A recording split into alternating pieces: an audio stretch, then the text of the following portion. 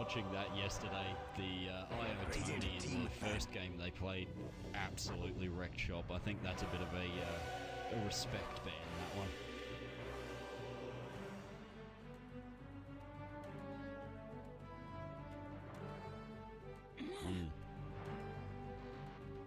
Dire team pick. Sack. Radiant team pick.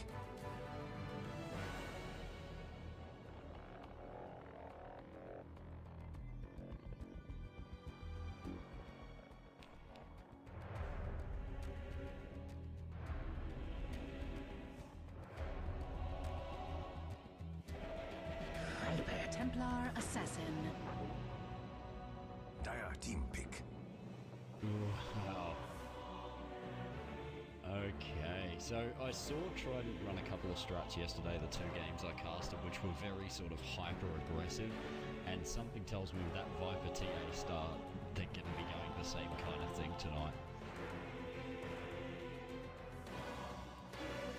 Let's see it. 10 seconds remaining. 5 seconds remaining.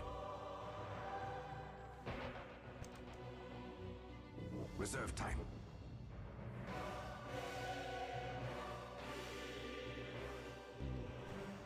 So with this Lash pickup at the start, I mean, it's pretty solid.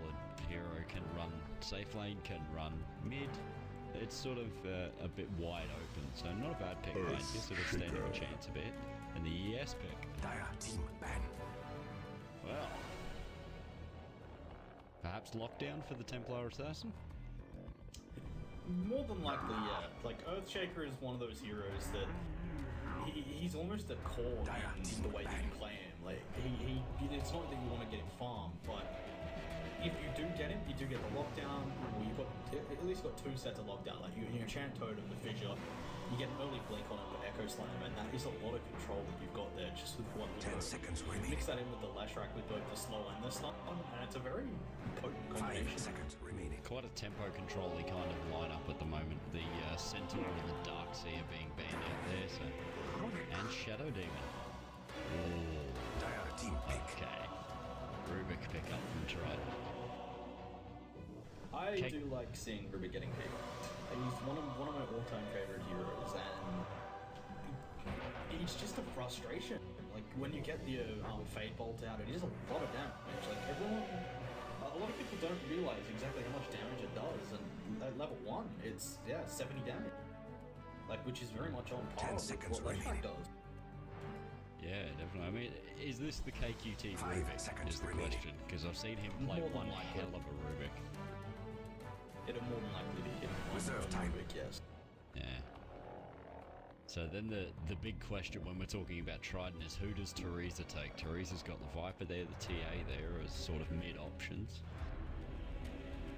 I'm actually not sure with this lineup. It's not one that I've seen Trident do straight away, so I can't really give an exact pick on really what they're going to go with. So what do InVideous need here? What do we need for this 3rd pick? You've got the Rubik, so now you start thinking, well, I don't want any really big ults out there. That's a bit scary. Possibly a Tusker. They've already got the lockdown, so it means he's able to actually get on top of things. He's got the snowball, so there's the mitigation for damage, and obviously with the changes to Walrus Punch, it does a lot more work now. So I see it as not necessarily a safe pick, but at least a pick that they could go for. But it's like a Spirit Breaker. Yeah, no, it's like us too. Oh, Spirit Breaker. Dire team pick. Well, we're definitely going to be seeing either a safe lane Viper or a safe lane TA here with that Phoenix pick. Yeah, without a doubt. I mean, but yeah, as I was saying to Jamie yesterday, the Tusk he's come into his own. If Praetorian Flax can get a rampage on Tusk, then anyone can rampage on Tusk. Radiant team and we'll see a Phantom Lancer come out. This is actually a pretty smart pick from them. Given that they really don't have a lot of like clearing potential against InVideous here. Like, obviously they've got the TA who's able to get maybe a couple of illusions, but not all of them in one go. And then you've only got Fade Bolt and maybe Phoenix ulti, but I don't really know if that's enough to actually deal with a Phantom Lancer. 5 seconds remaining. Phantom Lance is one of those heroes that if he gets farmed is damn near unstoppable with the right lineup behind him. Reserve time. And I think it's a good choice here. I think it's a really good choice. A lot of lockdown already, so start forking out the damage. And Dire team pick. okay, then so we're definitely going to have a solo Phoenix Enigma jungle here, with possibly Rubik. Yeah, possibly Rubik and Templar Assassin bottom lane. So Yeah. we may see a call Templar Assassin here. That would make a really good little bottom lane, that one. So last pick, InVideous. That's They a gotta really go good support. skill. 10 seconds remaining. They've Yeah. got to go support here. They need to go 5 something that's going seconds to be strong remaining. here. Possibly a Dazzle even. Given the Phantom Lancer, that wouldn't be a bad pick. Reserve time. Or they may There go is something also, of completely course, offhand here. Yeah, there is also, of course, the wild option of the support Spirit Breaker, which I don't particularly like, but has been done. 10 seconds remaining. Well, it is a guaranteed stun at least. Like, 5 the charge seconds darkness will remaining. stun. And No, they go with there's the Disruptor. Yeah. So, it is going to be a And Teresa see Viper. Teresa go on the Viper, so yeah. So Viper mid. Alrighty. KQT So on we're ready for... Rubik. Yep, ready for game And one. That's game 1 of 3 for, or is it 5 tonight? 3, I believe. So game 1 of 3 against InVideous Esports and Trident Esports. This is for the Hiker Cup or HikersBash, and yeah, let's get into it. Oh, they select their heroes. There we go. And here comes the Alright, we just tradition. pause. Yeah. Okay, so while we've got this pause, do you want to take the introductions? Yep, I'll start with Trident's team on the Radiant side with KQT on the Rubik, Toki on the Templar Assassin, Teresa on the Viper, Mule on the Phoenix, and Moro on the Enigma. Alright, and over on the Dire side, we've got InVideous Gaming. Astora is going to be playing your support Disruptor with Ace Heart running the Leshrac in what appears to be the mid position. Zuro is going to be taking your PL. Filth is going to be playing on your Earthshaker, and Bloodlock's going to be taking that SB. So they want hype. They really want hype. They can get some hype. Apparently No they're gonna love get for some Cow. hype. Yeah, none for me. I do all the work and I get no like acknowledgement. Well, while we're waiting for KQT to actually return, a bit of a look around with really what they've got for effigies, and I have no idea what's going on here with this one. Where are you? This is- Radiant side, Dire side. Here we go. All right. Which? What? What? What is that? Yeah, I Blood don't locks. think that's safe for work right there. And then No. I that's do a- like this one though. I do actually like this, the Phoenix. Yeah, the Phoenix is pretty good. Although, the green techies, the Jade. Problem is, there's not really any techies animations that are interesting. That's true. Yeah. But a bit of a shout out to a gone mate there, perhaps. Definitely. Oh, we're underway. Alrighty, let's get into this. So, we see at the top lane, or the top here, in the Dire side, what have we got? PL's heading towards that bottom lane, Lash is probably going to head towards that mid, but that being said, their grouping is 4. So, we've got a level 1 engagement on its way. Don't actually see any movement come across from Trident, so we'll actually switch over to InVideous game. And they're actually moving as 5 now, not just 4. So they're possibly looking to get some very early wards down in the jungle, and we will actually see some out on Disruptor. They're just, oh, there's the And they- smoke. Oh, and here- Okay. welcome to Australian Dota, where we pause every 3 seconds because our servers are terrible. Volvo, please fix. Gavin, please. Please, Gavin. So, effigies. Let's head over to the Radiant side. Do you even praise the sun, says KW. That's quite the position for Shadow Fiend to That be in. is definitely a different position to do Night like Stalker. the axe one. The axe is very traditional. I do like that. Yeah. And then we have It's Nothing. Yeah, I love This is one that I called out on yesterday. I saw this and went, what the hell is going on there? So, yeah. Yeah, it's brilliant. I absolutely love it. Just the death animation as they sink into the ground. It is definitely an odd one, but they've at least been original with it, so that's at least something. Exactly right. We'll actually see a 5-man movement through the Radiant jungle here, so they've smoked up and gotten ready to make a bit of a movement here. They might find Teresa and KQT here. 30 seconds to go. Zero will actually come forward and break the actual There's the lance. the dust there. Charge. And we'll see an actual charge in from Bloodlock. And they will actually catch them both out here, so they will definitely catch KQT here. So that'll be first blood to Zero. Let our great combat begin. Perfect person to pick up first blood. That's a little bit of a boost to your PL. It will set him back a little bit though, because he did expend a lot of mana to actually get that kill. It was 2 Spirit Lances. To the impurities. Very true. Alright, so as we settle, what do we got here? Spirit Breaker off lane. Lesh is going to go to the mid.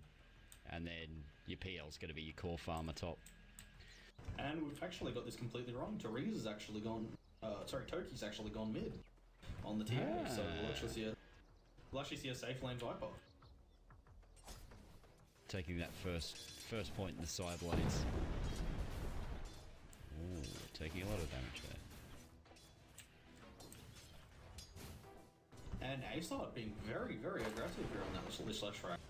And possibly may punish Toki for actually going into side blades over refraction. But there's the level 2. Got the refraction now. Everything's fine. Yeah, now everything will settle down in that lane.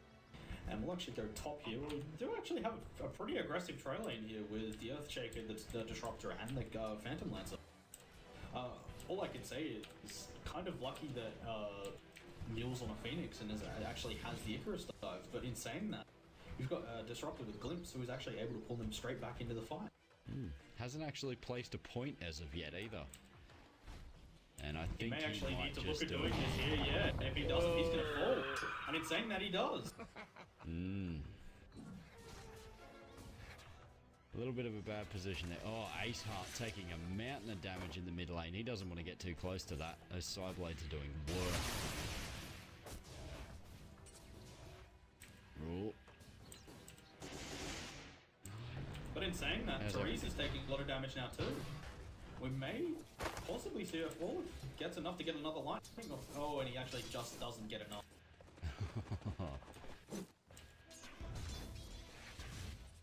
Poor Toki. He had a little bit of a rough start. I mean, there's the mango. The GG mango. Oh, big. Oh, we're actually going to see. They're going to stun it. Morrow come in very quickly here, and he's actually going to catch out Aesop. Oh, look at that speedy Phantom Man. Enigma is one of my all-time favorite heroes. The animations that he has are some of the best in the game. And yeah, it's just heroes that I absolutely adore looking at. Favorite really one had to a get a chance to- haste rune. Haven't really had a chance to have a look at what's been happening in bottom lanes. So we'll have a quick look down here and really have a look at what's going on. We're actually getting some pretty decent CS from Teresa here on the Viper, so that's at least good for them. And they actually managed to lock out the Spirit Breaker from the lane almost completely. Yeah, that's really impressive piece of play there. But in saying that, they've pretty much done the same thing on top lane for Zero. He's getting almost free farm against this Phoenix. They're not really able to do very much about it at all. The Disruptor has just gotten rid of that ward at the bottom, so... Where did he place the sentry? I don't see a sentry ward there anywhere. Huh. He's actually got it. Oh, there it He's is. blocked it, yeah. They've actually been really, really unlucky with ward play. We'll actually That's see... a really good setup. We'll actually see them make a move on Toki here. Not able to get enough out on to break the refraction yet, and the refraction does actually fall finally. And I actually just want to point this out, but look at this. Look at the amount of wards that they've got in this jungle. Yeah, they don't want this Enigma farming at all. They really don't. There's 3 camps blocked, look. Or is that small camp? Oh, I'm gonna go on the Enigma here. Oh, and this is really unlucky for Morrow here. Although we will see Bloodlock get lifted, but not actually thrown onto the cliff. Might have been a possible waste of time doing so with a Spirit Breaker, but... Yeah. No cliffing, I'll have to take some let's action slacks off the see speed a bit dial. of movement top here from Mule onto Filth. He doesn't actually realise that the Disruptor's here, though. So, whether or not they're actually able to do anything, but not able to get the glimpse to bring him back. We'll actually see a rotation come in from KQT as well.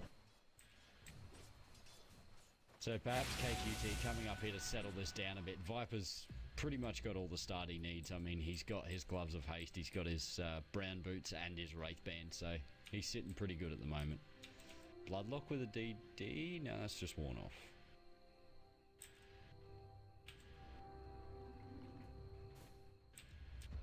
Yeah, I don't think Bloodlock can do anything about this. He's in a very hard lane. Like, obviously, Viper really will shut him down quite a fair bit. Like, Spirit Breaker does rely a lot on being able to move around pretty easily, and obviously, Poison Attack is going to really kind of shut him down a bit. Indeed. We've got a smoke coming out for the Shaker, by the looks of it. And there's one on your Enigma too. A cute little courier here for Dire as well. I'm not quite sure what it is. Waldino, the last of Ken's dogs. Okay. Yeah. He's I can't remember his name. The actual one. We'll actually see movement in mid here.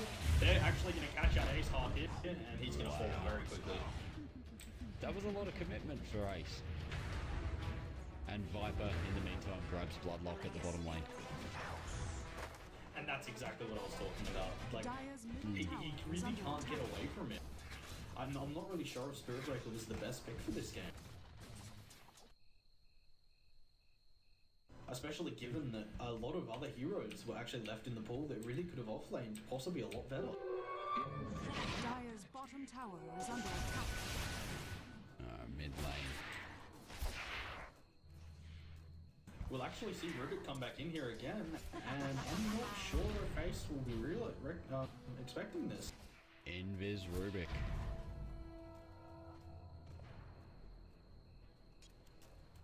Oh, Ace might have an idea here. I'm not sure. Stare down. Yeah, there's a bit of a stare down there. Like, he's not really willing to come across that outside of the room because he doesn't actually know where Rubik went. That's the problem. There it is. There we go. Now we get a lot of damage out of him, and just look at that damage. That's absurd. And Ace up will fall again. Meanwhile, they rotated 3 to bottom lane to perhaps try and pick off this Viper, and just nothing could be done. They can't get near him. I think it was a very strong pick for Trident in going with Viper. Oh, PL, bit of damage on Mule here. He's going to go for it. Oh, this may have been a mistake from Mule. Oh, And he'll actually throw the eggs. Oh, and he's managed to get it. And that's the power of InVideous. That had to be right on the edge of range. Oh yeah, definitely was. Like, it actually, that's right where the edge was. He fell right there. So yeah, very unlucky for him. We'll actually see Bloodborne charge out bottom here just to get back into lane. So I think he just really needs to just sit in lane, go, you know what, I'm not going to win this lane, but at least I'm getting level. And I think that's what they just need to focus on at most here. Gold for me. Might just bring your attention to the net worth as well. It's a bit rough. Look at this. Oh god. Yeah, that's definitely worrying for InVideous. 5k at 8 minutes, that's quite a lead. Especially when you come look at the Viper. and he's actually 1,000 gold more than what their Phantom Hunter is.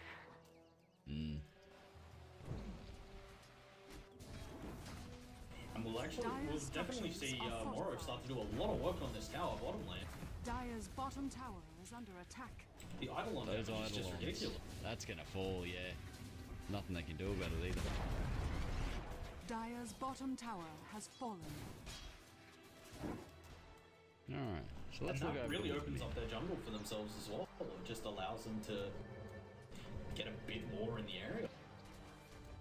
Oh, We'll see Enigma smokes up. Has he got the hole? He's level 6 and does have black hole, so...